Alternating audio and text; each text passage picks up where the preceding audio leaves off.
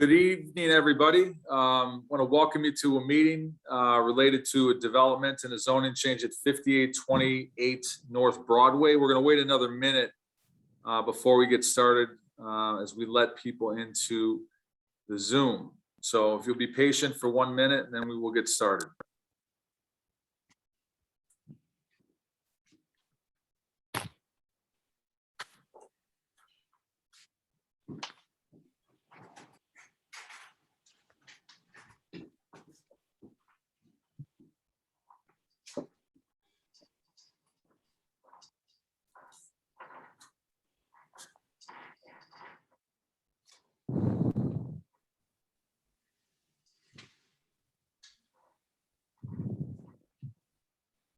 Okay, others will join us, but my name is Harry Osterman, Alderman of the 48th Ward. I want to welcome all of you to our meeting tonight.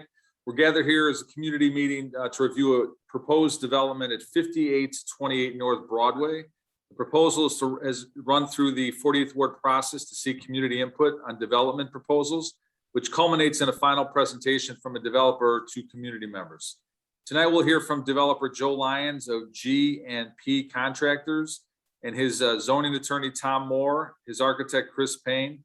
Following the presentation, we'll open it up for Q&A. When we do that, there will be two ways you can ask questions or share comments tonight.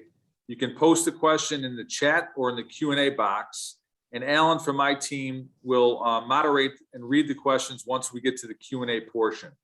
Or you can hit the raise your hand function later when we get to the Q&A portion, and we are going to block some time off at the back end to answer live questions and take comments. First, I want to recap the timeline for this proposed development. The initial proposal came back to my office in 2019. Proposal included developing both the vacant parking lot at 5828 and the building that houses Ardmore Glass. At the time, the developer, I think, met with the Block Club, Barge. The developer ultimately sought not to seek the proposal to change and move forward with that development. He came back in May of 21 this year with a revised plan to build solely on the used car parking lot. Per our ward community process, the initial informational meeting was held on August 3rd, 2028. Following that meeting, there was an on-site open house that was held on August 14th. The developer sent the mailing notice out to neighbors within 1,000 feet of the project as part of my community process in an effort to reach more neighbors. The city's requirement is 250 feet. The mailing notice included the meeting date of late October. Per the Block Club Barge's request, in the interest of transparency and to get more people to attend tonight, we agreed to push the meeting back for 2 weeks to today. There's also been information about this proposal and the community meeting on my weekly newsletter for the last couple of weeks.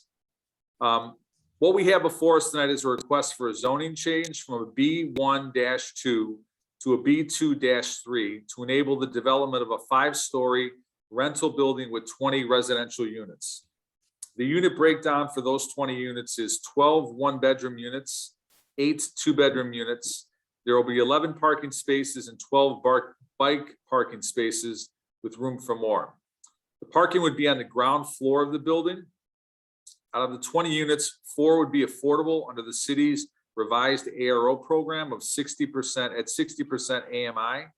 I'm a strong supporter of the ARO and keeping maximum number of affordable units on site here in our community, which is being done with this proposal.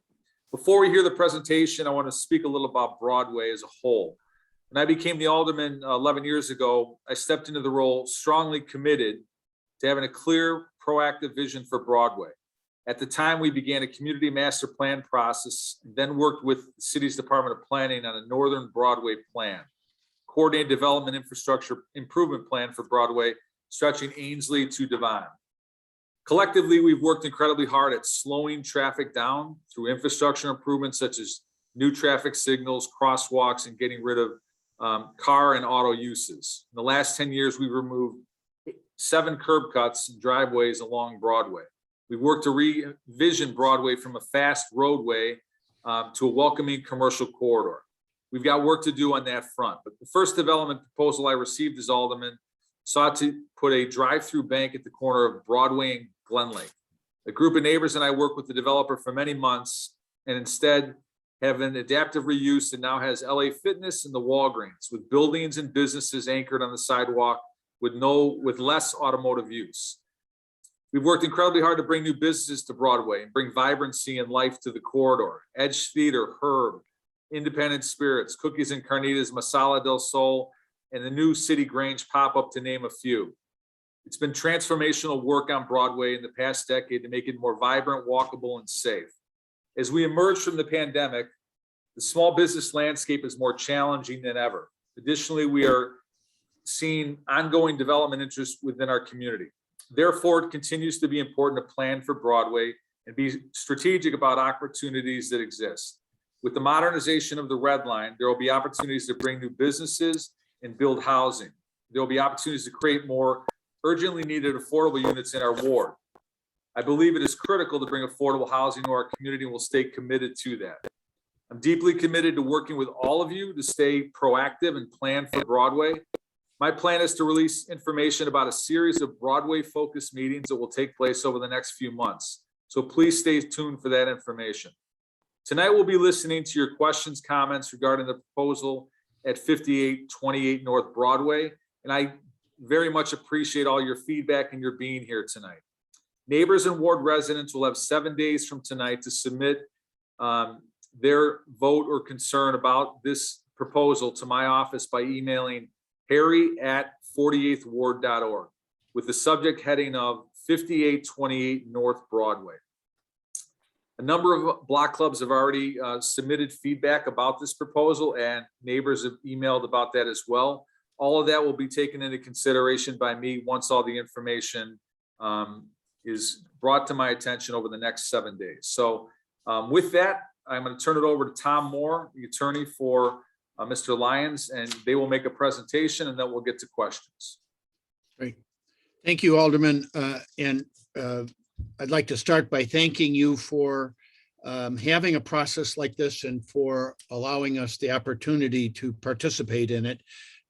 We know you're very busy, especially with your housing committee and all the things leadership opportunities you've taken on. And so we really appreciate your willingness to spend this time on this particular project.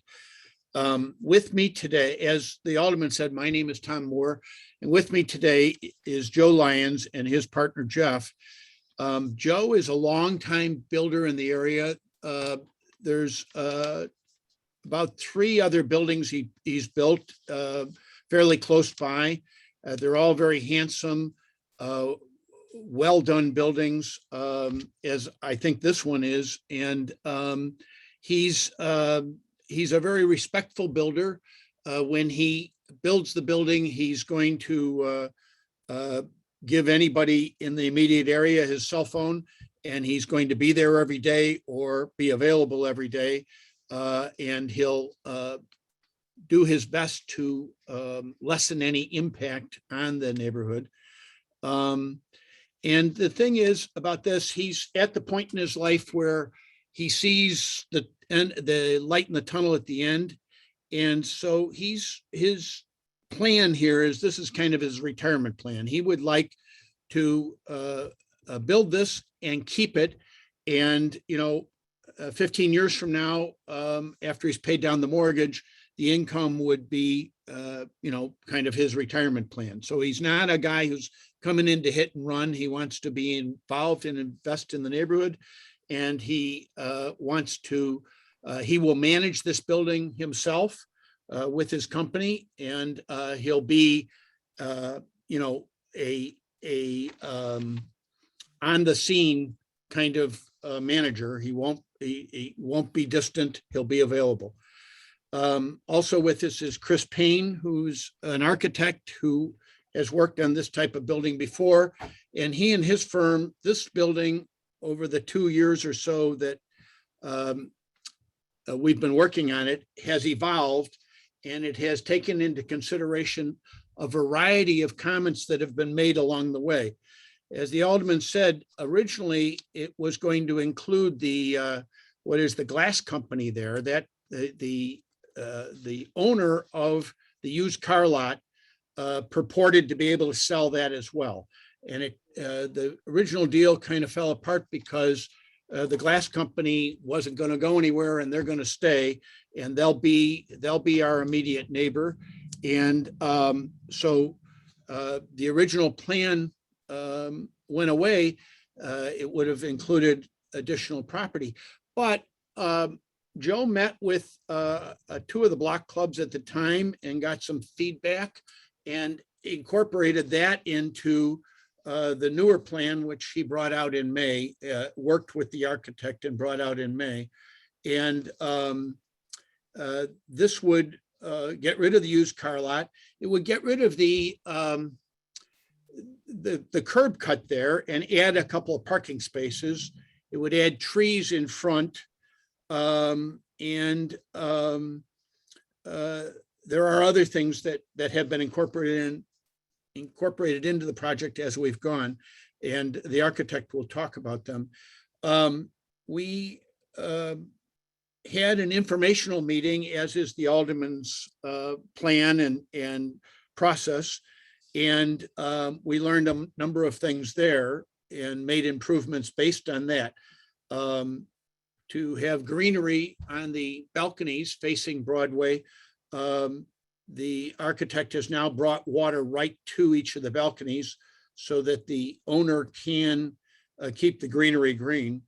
And he's added brickwork to the sides, so it's not just a big plain wall.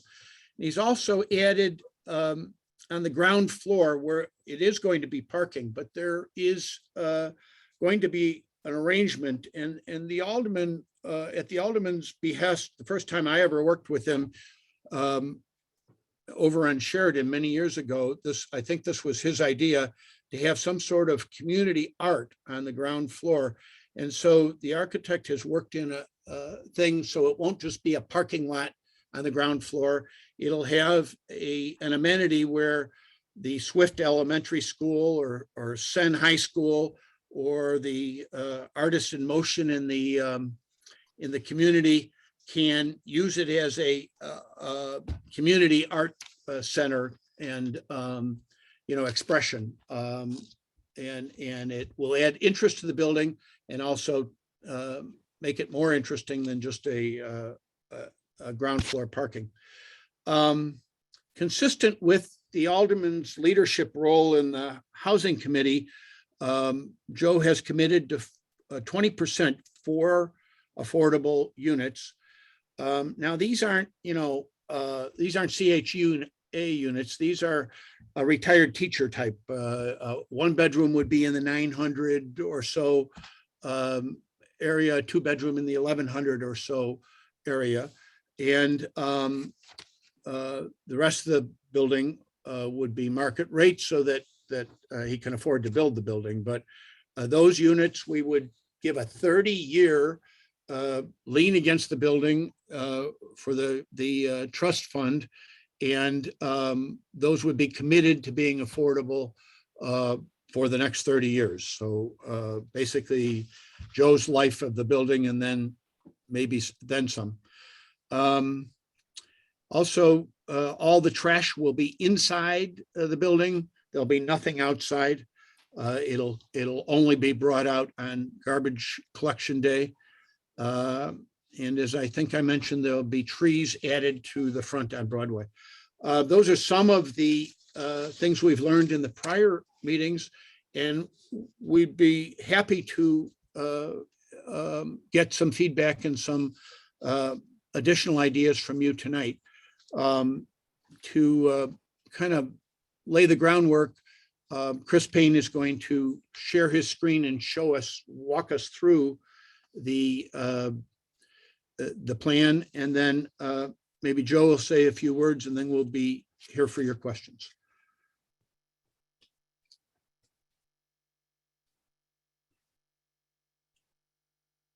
Okay. The first slide depicts the site as it is now.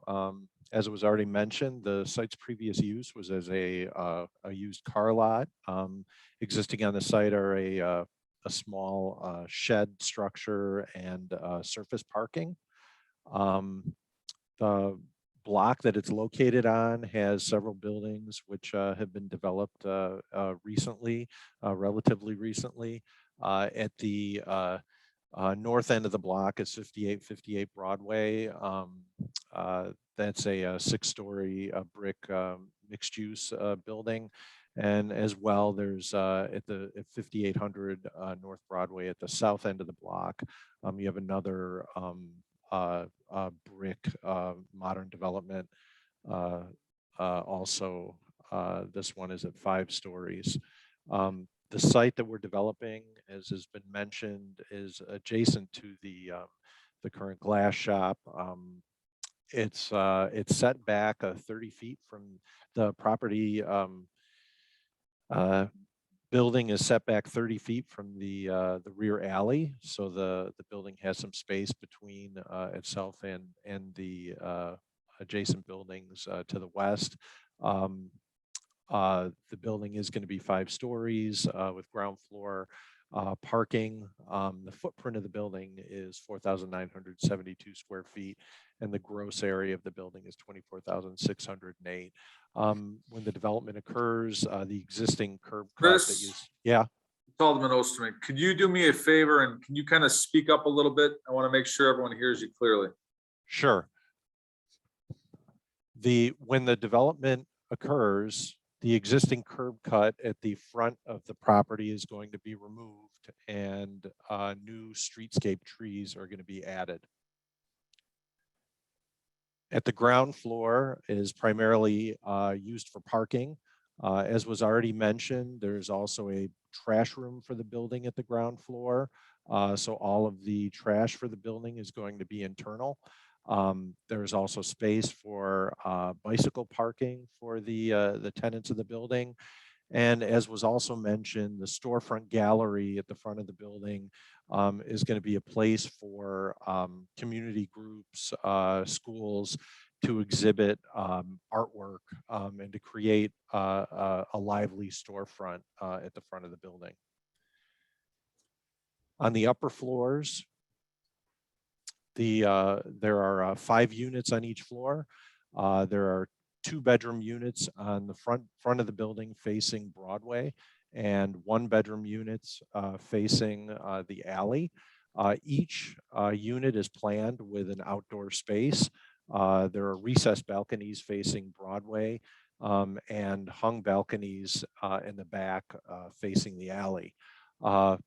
There are no sidewall windows on the project because they're not permitted by Chicago building code. Any property, any building that's situated on a property line cannot have windows on them. And to plan light wells in a building of this size would not be feasible. This is an image of the structure as planned. As was mentioned, the facade is brick, and the brick also wraps around the sides of the building. On the front of the building, there are stone accents. There's stone at the ground floor in order to mimic traditional storefront areas that you see throughout the rest of the neighborhood. There's also stone accents at the upper part of the building. Each of the balconies has a greenery area for planter boxes. And as was mentioned, each of the balconies also has water hose bibs so that they can be easily maintained. And you can see how the brick wraps around the building with a design so that you're not looking at a plain wall on the sides of the building. This is another image. You can get a better look of the relationship of the building to the existing glass company. And this again shows you the other side of the building where the brick wraps around. You can get an idea of what the art storefront may look like, depending upon what kind of work it's exhibited there. But it becomes, similar to a lot of the other storefronts on the street. I can turn it over to Joe now. Yes, how you doing? First of all, thank you everybody for attending and taking time out of your evening to look at this. I think Chris and Tom have explained a lot about the building. Just a little about myself. I've been in the business for 25 plus years. I was a framing contractor and started building in 2001. First building was pretty close to there. It was a 6-unit building over in 4900 block of Winthrop. And we did another one over on Malden, the 4700 block. So that area is, familiar to us. Always liked that area and liked the direction it's going in the last, 10, 12 years. As for the work I do, like I said, I was a framing contractor. I started building houses, and then I had people come to me to build their buildings and their houses. And that's what I still do. I build anything from like a single family home up to like 30 plus units. I have built buildings for myself and kept them and moved on after 10 or 11 years. But this opportunity came to me about 18 months ago. The owner approached me, and like Tom said, the glass company was included in it, and the people that were in the glass company didn't want to move. They wanted to, take care of the business and everything, which was fine. We had no issue with that. So it kind of fell through. And then it was just the vacant parking lot that was left. So we devised this plan to come up and see if we could get something to fit on this, to fit in with the neighborhood. And like Chris said, it's kind of been designed around a lot of input from people in the neighborhood, concerns from everybody about being, blank on the sides. It's an all brick building, 20 units, a lot of parking. And like Tom said, the curb cutter will go. This is a building that we plan on keeping. This is not a quick thing. This is like a retirement for us. So if anyone has any concerns about that, they can, they don't have to worry about that. But if anybody has any questions about anything else, I mean, we'd be happy to, help you. I don't know what else I can say. I think that's it for now. So if you want to turn it over for questions. Okay. Want to remind everyone who's here, if you can type into the Q&A or the chat function on the Zoom your question.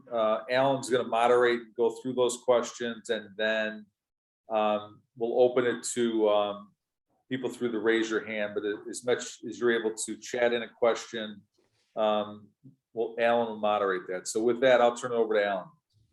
All right, we'll start off with the questions in the chat or in the Q&A first, and then like the Alderman said, we'll do the raise hand function, which is at the bottom of your screen, if you would like to speak after the Q&A. So the first question, which Tom and Joe, you both did a really good job, but just the first question is, what benefits can you offer the community? Just kind of reiterate some of the things that you all brought up.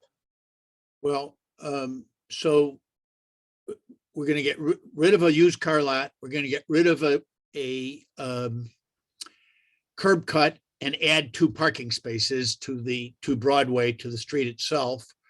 We're going to have a handsome building where there's now a used car lot. We're going to have four affordable units. We're going to be close to the L and have the kind of nice, clean, new units that some people who would like to hop on the L and go to their jobs will be able to use. We're going to have a building that has all the trash enclosed and not it hanging around the alley like so many buildings do. Um, in many ways, it's going to be a step up from what has been there. Awesome. Thank you, Tom. Second question is for the alderman. What is the nature of the voting? If enough ward residents vote or support a certain condition to the rezoning, will it have to be considered? So I appreciate the question, Andrew. I'm asking people to vote on or give their comments or feedback on the proposal before them today. So basically, the proposal that you see before you is what I would ask you to share your feedback on. I don't think that it's going to change after the meeting. It's kind of straightforward. So I would ask you to focus your comments on this, but I think generally, if you want to email me your thoughts on the proposal, I'll welcome any feedback possible, but that's kind of that's how we'll do that. All of those emails and correspondence will be advisory to me. I'm going to take all that in and then make a decision shortly after the 7-day process and then communicate that out to everybody, all of you included. All right, and now some rapid fire questions for Tom and Joe. So first one is, will the parking entrance and exit be on the alley? Yes. And then is there a rear visual showing the balconies? Do you all have Chris, maybe you have a rear visual of that?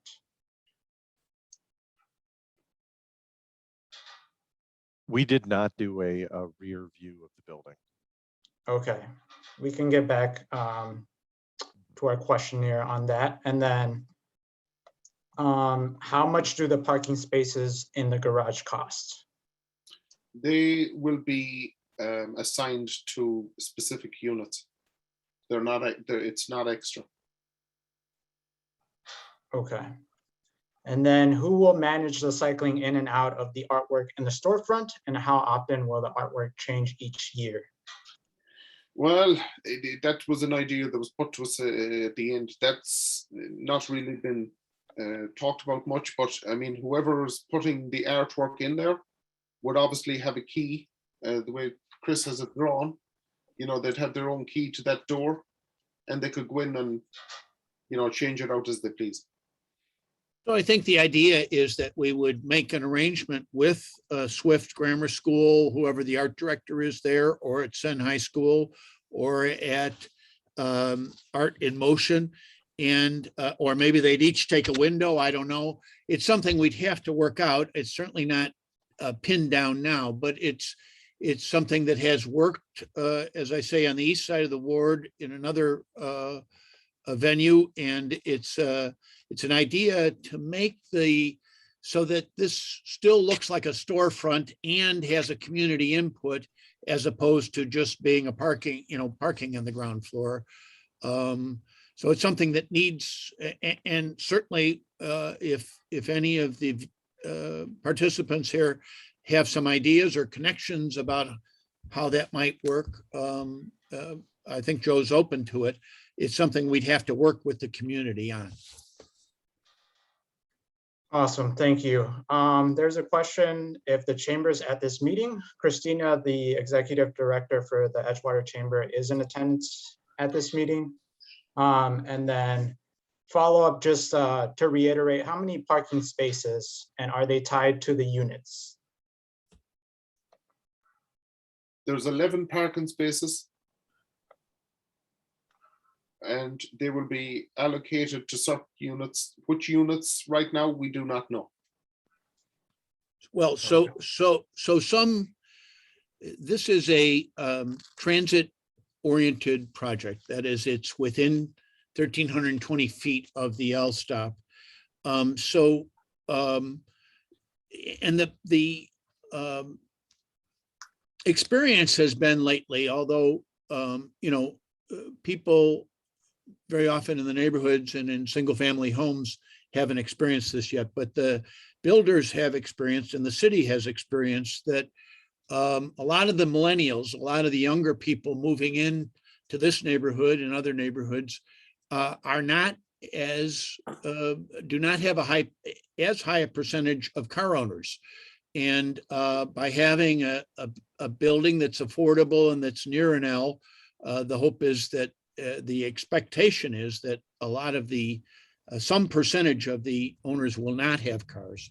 And so out of the 20 units, I don't think we can say right now, definitely, but a number of them won't have cars. So then Joe will assign the ones that do have cars to specific units.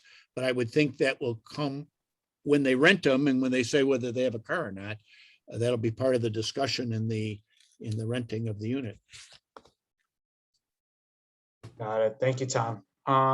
Next question is, do you have a detail of the brickwork? Do you have a better detail of the front facade where the gallery will go from the perspective of pedestrian on the sidewalk?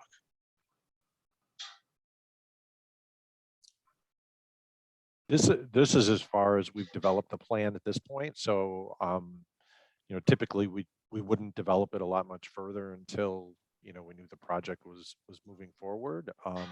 You know, we do know that it will be, you know, stone at the base and some brickwork with quite a bit of window.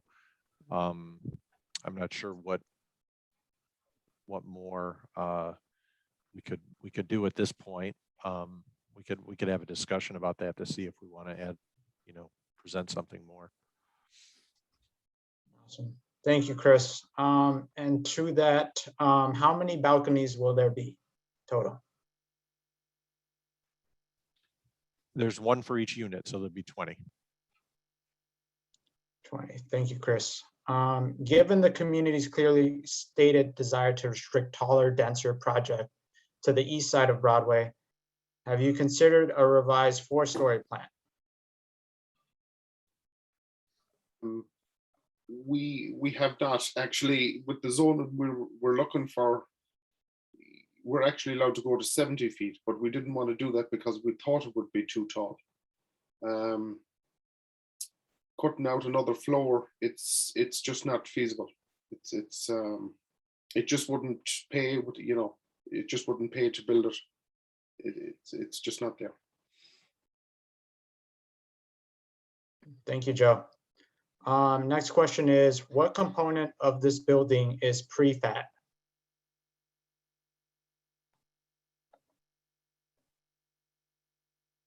The prefab, the only thing that'd be prefab is probably the floors, you know, the trusses, but everything else is on site.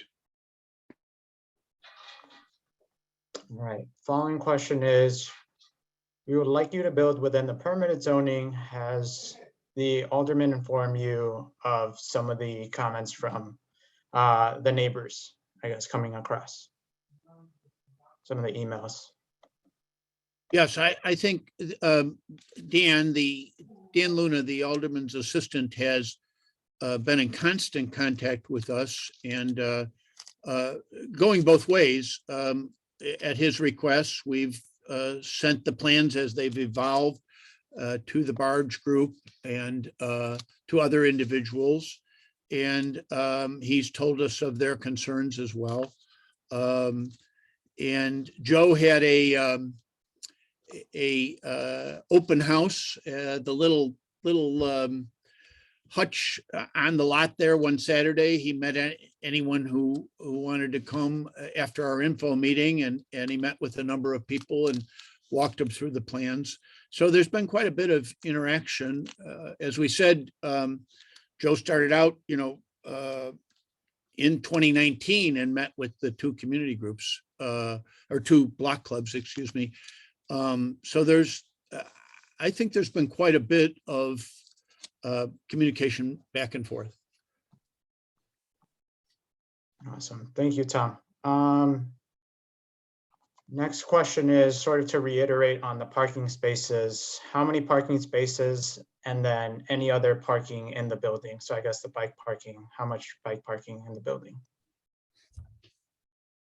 There are currently the 11 parking spaces, and there are 12 bike spaces right now. Okay. And then where will the Armour Glass Company park their trucks after this development? They're right now, they park at the end of the used car lot. Where is it gonna affect their parking at all?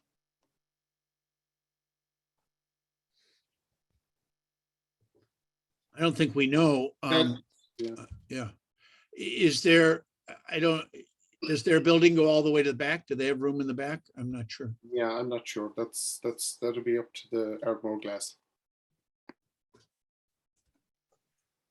All right, and then a trash question, will trash go out in front or in the alley? Where exactly is the trash, I guess, trash chute in relation to the garbage in general?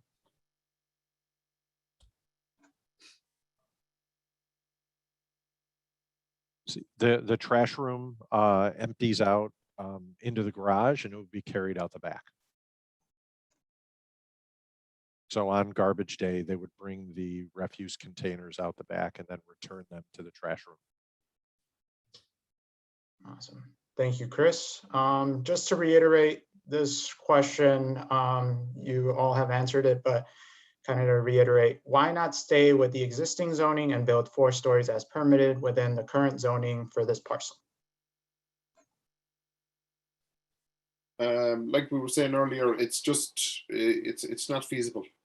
The current zoning has commercial in it, and with all the vacant commercial around the neighborhoods, you know, they're just sitting there. There's a lot of problems renting them and selling the commercial. So that's why we thought if we got rid of it and had more parking, it would work a lot better for the neighborhood. Well, also, there, I think Chris said there was 4,000 ground square feet, 4,700 ground square feet. You'd only have, in a -2, you need 1 for each unit, 1,000 square feet for each ground square feet for each unit. You'd only be able to have 4 units. And economically, I don't imagine that works. Thank you, Joe and Tom. Have you included or thought about in the design an ability to remove a parking space later and add what might be needed to convert the gallery space to a real, albeit small, retail space? That getting back to the point of the commercial, then that would be regarded as a commercial space, unless there was something, you know, a long-term lease or something.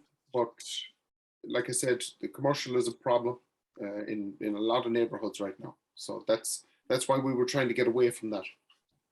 The last special use I did in front of the zoning board, we had pictures of 17 empty storefronts within 4 blocks. Now, it may be a little better in this neighborhood, but with Amazon and with just the whole current delivery economy, getting new commercial space up and running has proved very difficult. And there's a lot of empty, unused space, which when you build it and then you can't fill it, and you got a mortgage to pay, makes it very hard to justify or to make it work. Awesome, thank you. It doesn't look like there's an elevator. So is there an elevator, or what do people, like, I guess the staircase, etc.? Yeah, there is an elevator. It's required by code to make the building accessible. Awesome, thanks, Chris. Could you build the top floors cantilevered over the surface parking lot in back, thereby gaining building floor area and keeping height to 4 stories? The requirement is 30 feet off the alley for residential properties. The idea is to give some airspace, light and airspace between this residence and whatever residences are across the alley, which would be the 30 plus another 16 would be 46 feet away. You cannot build in that 30 feet without a variance. You'd have to go to the zoning board. And I don't know, cantilevering, I I actually just had a issue with the zoning department today where they don't allow, they can allow, for instance, you can allow a balcony that hangs off a well, but as soon as you put posts on it, they don't allow that. So I'm not an architect, but based on what I know about the zoning department's positions, they would not approve that. Besides the fact you would need a variance for it. Got it. Thank you, Tom. This is in relation to the bike parking. Where will residents park and lock their bikes? Let's say if there's more bikes than bike parking spaces provided.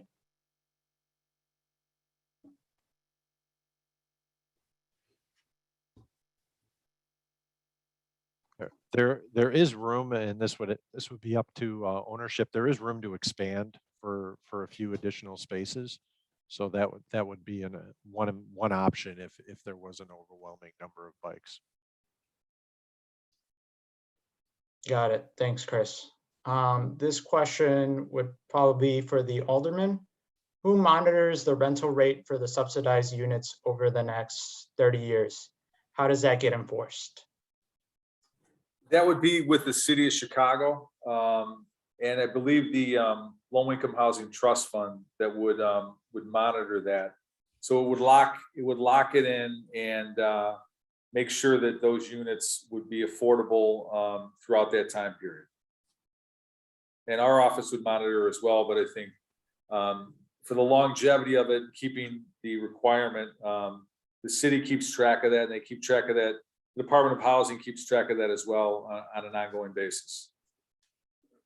If I could add to that, really, and we're all being educated on it, and I have for other clients been helping do the paperwork, which is very elaborate. It's really like a mortgage. You put a lien against the building, and the city has created a new department really that monitors it.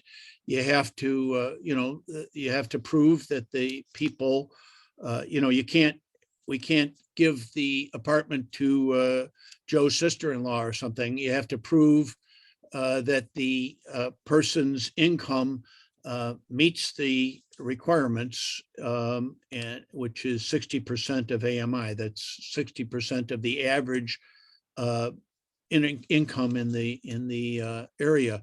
So it's a developing system, but it's very definitely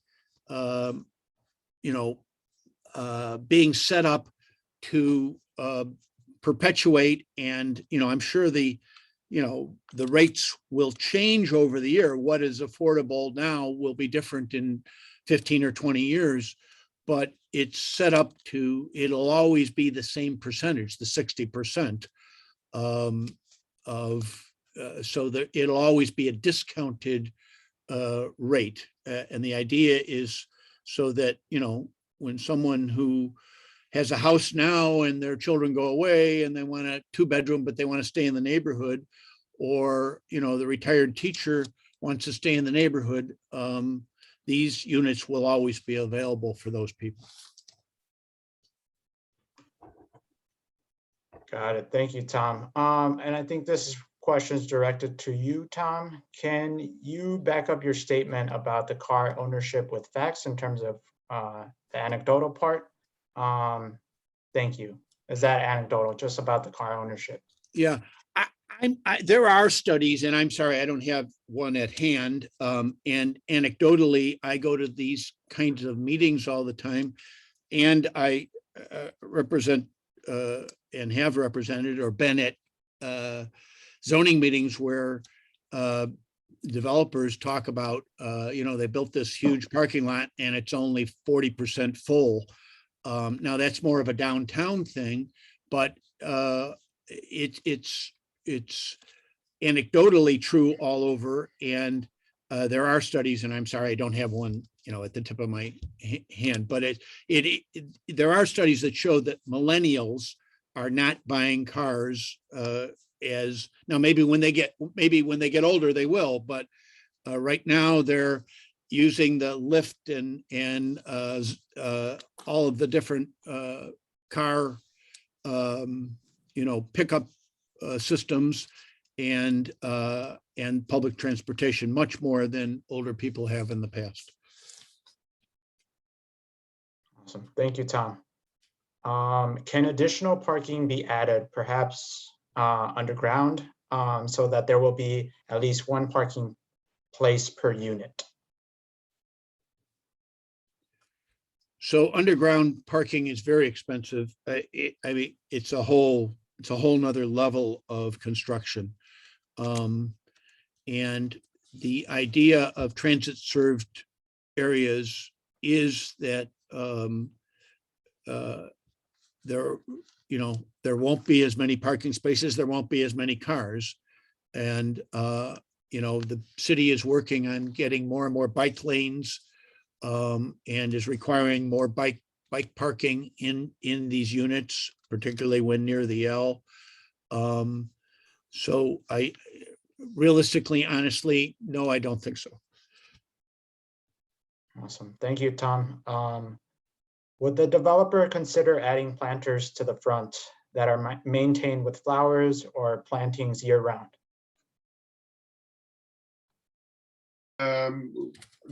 Do they meet on the street or? Yeah, I think right in front. Well, I'm sure, I mean, it's something we could look into, sure. We're not opposed to it. Okay. Thanks, Joe. This one is in relation to a previous question, sort of about Ardmore Glass. Will the Ardmore Glass Company trucks block the alley when they are loading?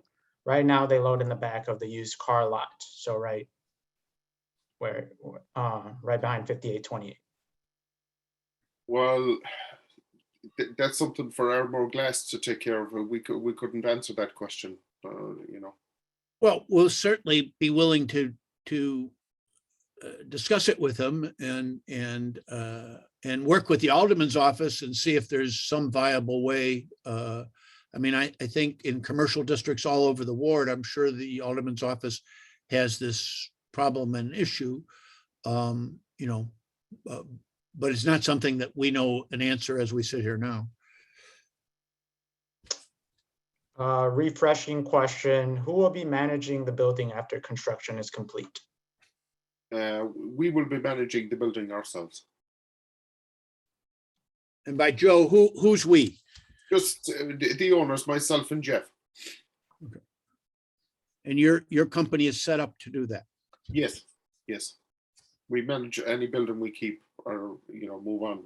We always manage their own. Another, just to kind of reiterate, the art store front is nice. And have you considered adding more parking and using decorative glass instead or such for visual interest at street level? I don't think we can add more parking.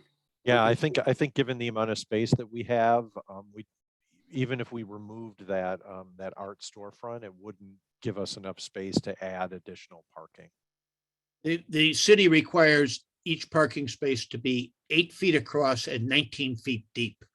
Otherwise, they won't approve it. So, this when Chris showed us, I think that's only it looks like to be about 5 feet wide and 20 feet long or something. The storefront area, the gallery area. So it wouldn't facilitate another parking space.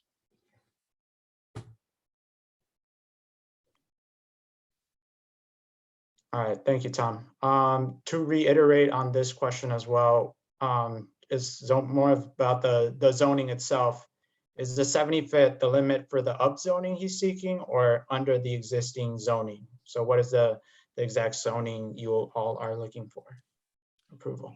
So right now it's a B12. The first number, the B1, has to do with use. So a B1 allows certain retail uses and doesn't allow others. The second number has to do with bulk, with the the amount of floor area you can have and the height you can have. So right now it's a B1-2. The B1 has very limited minor retail. The -2 allows 2.2 times the ground square feet, and it allows 1 unit per 1,000 ground square feet.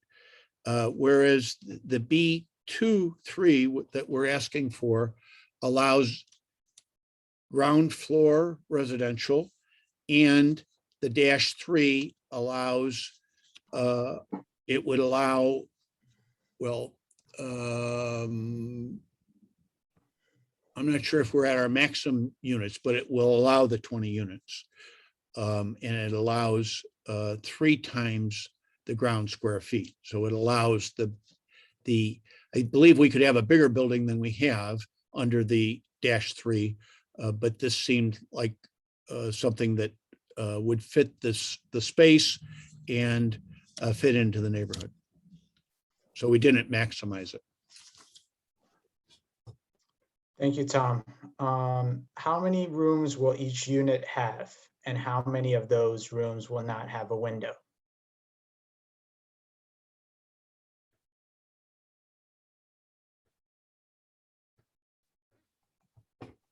We have not laid out the units yet, but the way that they're planned right now, that each living area would have a window. In the 2-bedroom units, at least one of the bedrooms would have a window directly outside, and the secondary bedroom, we haven't planned it out yet, but may have a borrowed light situation where it does not have a window directly outdoors. So Chris, to explain, the borrowed light is where you put glass at the top of the room so that the light from the room next door and the window next door comes in. Is that right? Exactly. Yeah. In this situation, it would probably be kept open, so that the light and ventilation could go across the top of the wall. Awesome. Thank you, Tom and Chris. In lieu of adding in planters, as a previous question, in front of the building, could you look at adding a planted parkway along the length of the building within the sidewalk? So I know, Chris, you might know better. The city has very specific, the walkway is controlled by CDOT, the Chicago Department of Transportation. And, they have very specific requirements. I'm sure, or Joe can speak to Exactly. this. I don't know the requirements for this particular area, but it's typically parkway trees is all that they would allow. If they allow an actual parkway in this location, Joe can say whether or not he would, consider that, but I don't believe, I can't think of an area like this where they would allow an actual full parkway.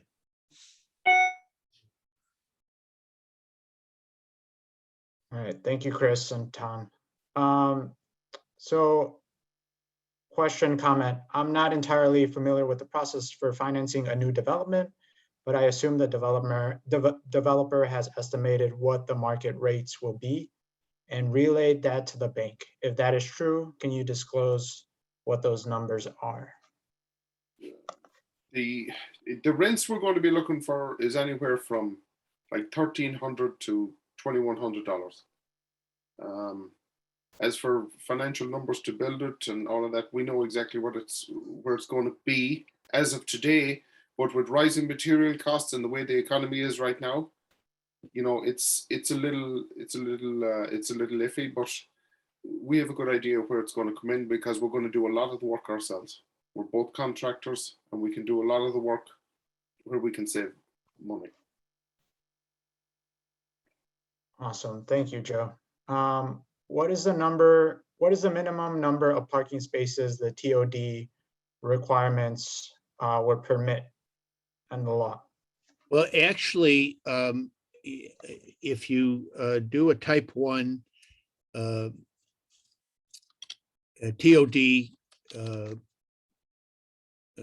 planned, a development, it's not a planned development, it's with a type 1 narrative. If the local alderman supports it, and if the committee supports it, which they will if the local alderman supports it, you can eliminate parking altogether. However, without a specific type 1 plan like that, where it's approved by the zoning committee, that's a committee of aldermen, administratively it can be reduced 50%. So 20 units, instead of having 20 parking spaces, could have down to 10 without having a specific term in its passage through the zoning committee. In the transit served areas, the parking can automatically or administratively be reduced 50%, and it can be reduced up to 100% as a part of a type 1 narrative.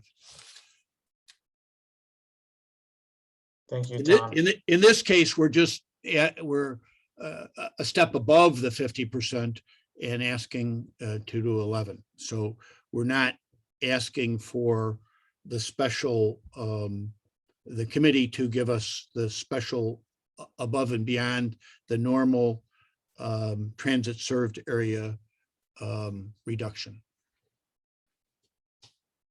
Awesome. Thank you, Tom. I think it would look nicer if the units, and the units would be nicer with windows on the sides. Is that possible at all with the variance to the zoning?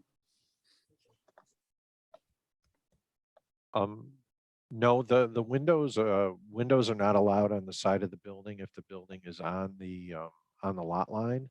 In order to create a step back from the lot line, we'd have to significantly diminish the floor area, because you have certain requirements of how far apart the windows can be and how far off the lot line they can be, and it would just cut into the units significantly. So it would render the project infeasible because of how wide it is.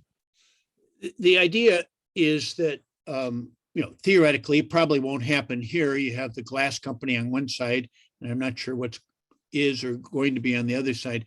But the idea is, if you have a building that's built and it's on the lot line, and it has windows, and then 2 years later, someone builds a building right up next to it on the lot line, because in B districts, you can build on the lot line as of right. And so then, you'd have a bunch of bricks right outside your window. And that's why they do not allow, and it's a fire code issue as well. You'd have to be at least 3 feet on both sides to have any windows on the building, on the sides of the building. All right, thank you, Chris and Tom. The neighborhood groups from the west side of Broadway, from Devon to Foster, ENN, EGA, EPIC, Barge, and LBRC, are united in opposition to the zoning change. In the face of this opposition, would you be willing to suspend your request for a zoning change and build within the current zoning? The current zoning is not viable to build this kind of building, or you could build a 4-unit building basically, you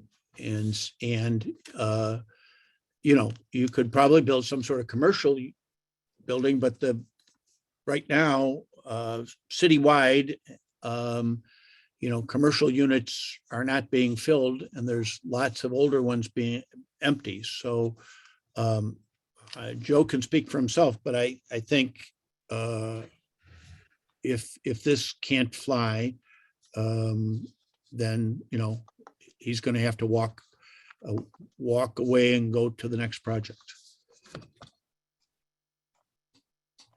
Yeah, like Tom said, it's that's the reason we're trying to get it rezoned.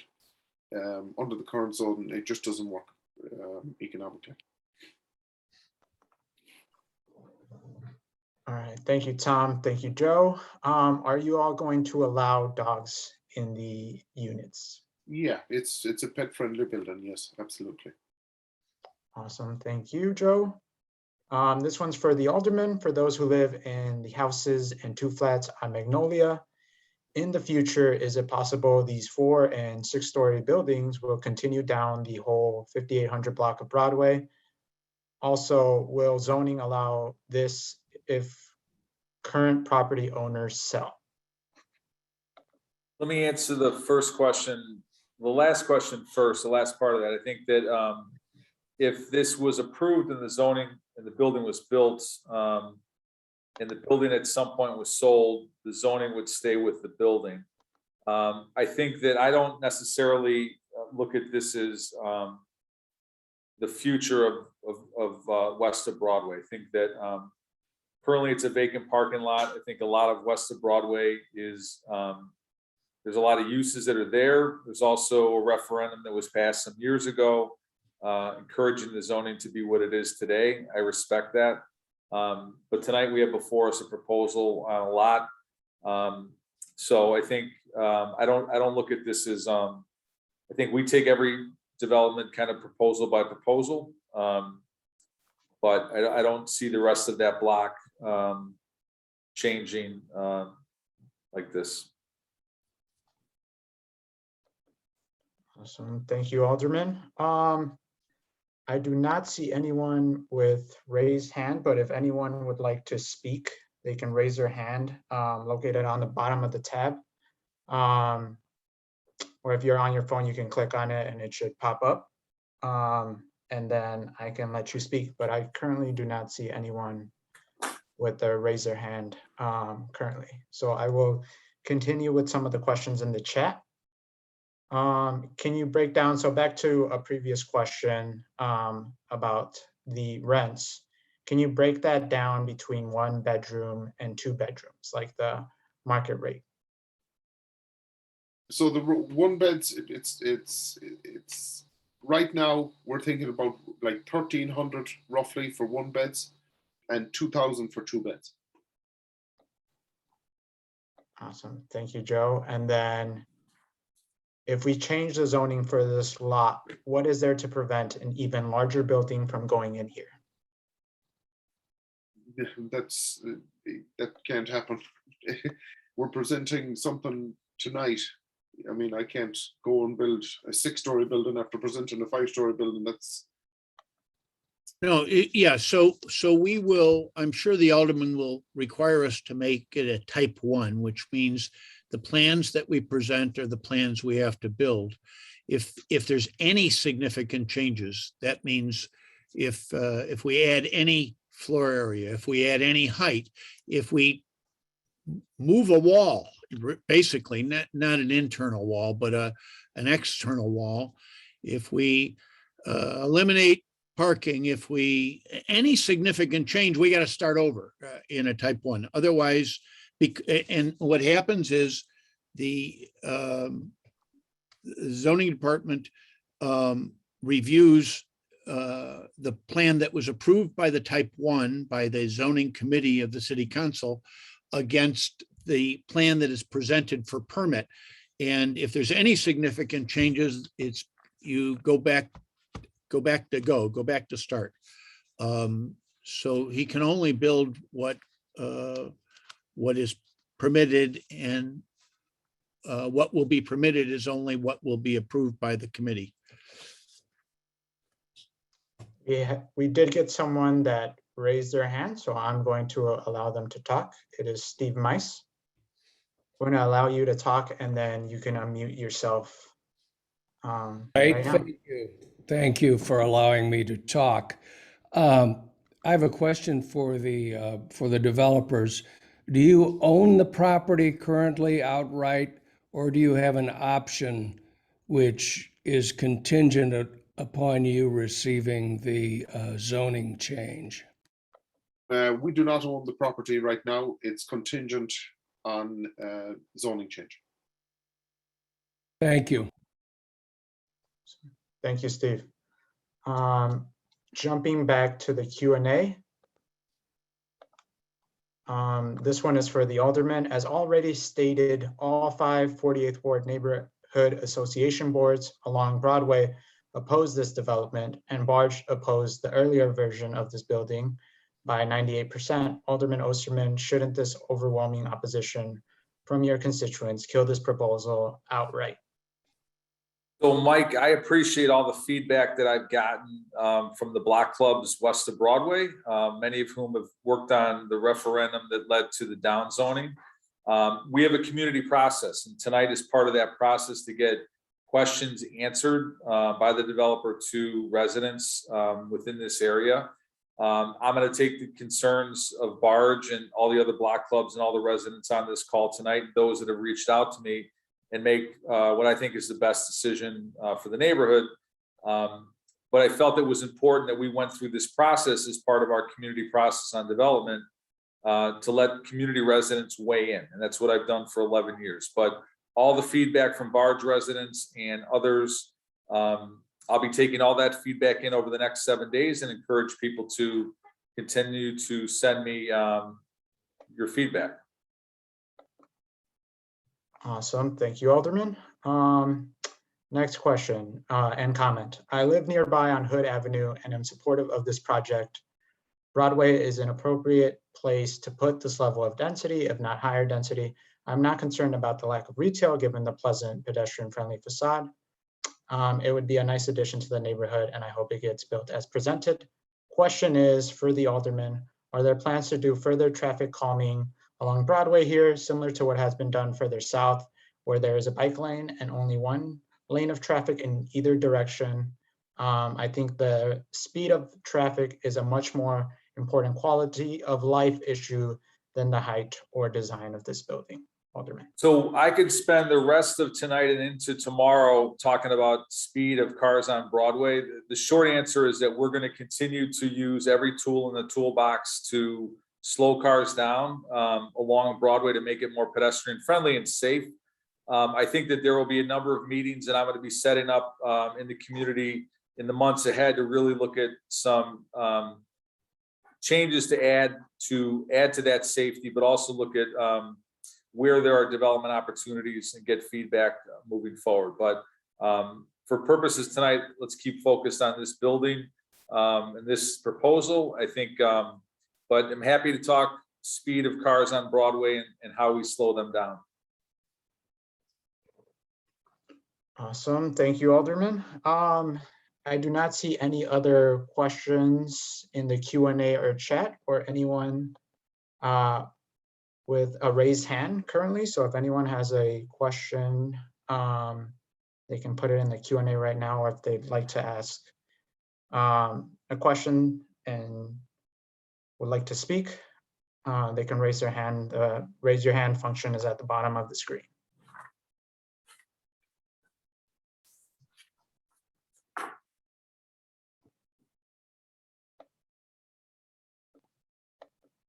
Okay.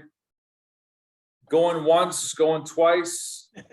So I want to thank everyone who came to the meeting tonight virtually. I look forward to doing these in the future at the Broadway Armory or some other location in person. I want to appreciate the development team making this proposal. I'd like to remind everyone that if you want to weigh in on this proposal, to email me over the next 7 days to harry@48thward.org with the subject line 5828 North Broadway. I have gotten emails and correspondence from block clubs and other residents in the community. Welcome the feedback. And after I've gotten that information, I'll be taking that feedback in and we'll be making a decision about how to move forward in one way or the other. And then we'll be communicating that out to everybody. But Appreciate the questions tonight, and thank all of you for being here, for your time, and look forward to hearing from you and moving forward together as a community. So thank you. Have a safe night. Stay warm. Just Thank you one- very much. Hold one on, last Alan's question. got a point.